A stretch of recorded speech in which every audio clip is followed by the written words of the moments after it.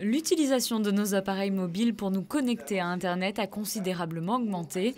Pour exemple, le premier mode d'accès à notre banque est aujourd'hui effectué depuis notre téléphone mobile.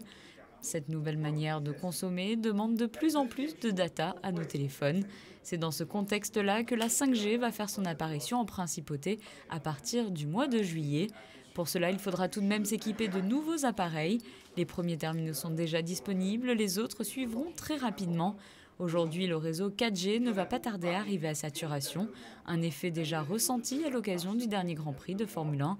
L'évolution vers la 5G devient inéluctable pour un meilleur confort pour le quotidien des utilisateurs, mais également dans le secteur de l'industrie.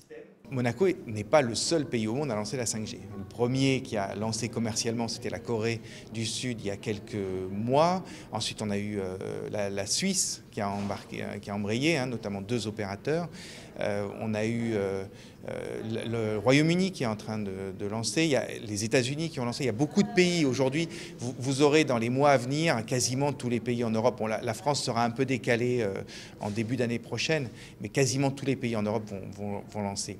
Donc, à partir de là, ça va devenir une technologie utilisée massivement. Si vous êtes mal couvert et que vous regardez une vidéo, vous allez la voir en basse définition.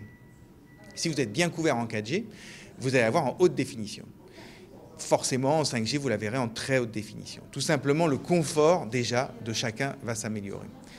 La deuxième chose, par contre, là où la 5G est une révolution, même si elle s'appuie sur des idées qui existaient déjà, c'est qu'elle connecte les choses, et elle les connecte massivement, et elle les connecte très rapidement, et avec une utilisation d'énergie extrêmement faible. Donc, elle ouvre la voie à une révolution industrielle très importante, notamment dans l'automatisation des moyens de production, dans l'automatisation de la logistique et dans le développement de nouveaux concepts comme la voiture autonome, qui est en gestation depuis longtemps, mais qui a besoin d'un réseau qui permet au véhicule de savoir exactement où il est et ce qu'il y a autour de lui en temps réel. Une révolution numérique qui permettra à la principauté de devenir un véritable État connecté. Mais avec l'arrivée de la 5G, de nombreuses craintes, notamment en matière de santé, ressurgissent, souvent liées à une mauvaise compréhension de cette technologie. La 5G n'est pas une nouvelle technologie à proprement parler, il s'agit d'une évolution de la 4G. Ce sont les mêmes ondes électromagnétiques qui sont utilisées depuis l'existence des réseaux 3G.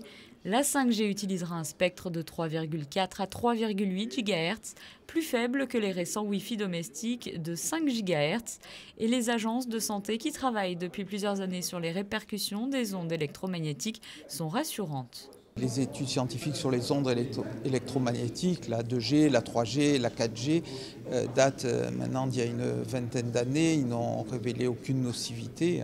On se fie pour ça à l'ANSES en France, à l'OMS plus généralement. La problématique, la même pour la 5G que pour la 4G. Pour l'instant, les scientifiques du monde entier n'ont rien trouvé. Donc on peut être rassuré et se lancer dans cette technologie, nous-mêmes et beaucoup d'autres pays européens, parce que nous ne sommes pas les seuls à Monaco à nous lancer dans la 5G, sans craindre de risques sanitaires. Le déploiement de la 5G en principauté se fera sur les 27 sites autorisés déjà employés pour la 4G. Le gouvernement monégasque publiera cet été à l'attention des résidents une carte des sites utilisés pour plus de transparence.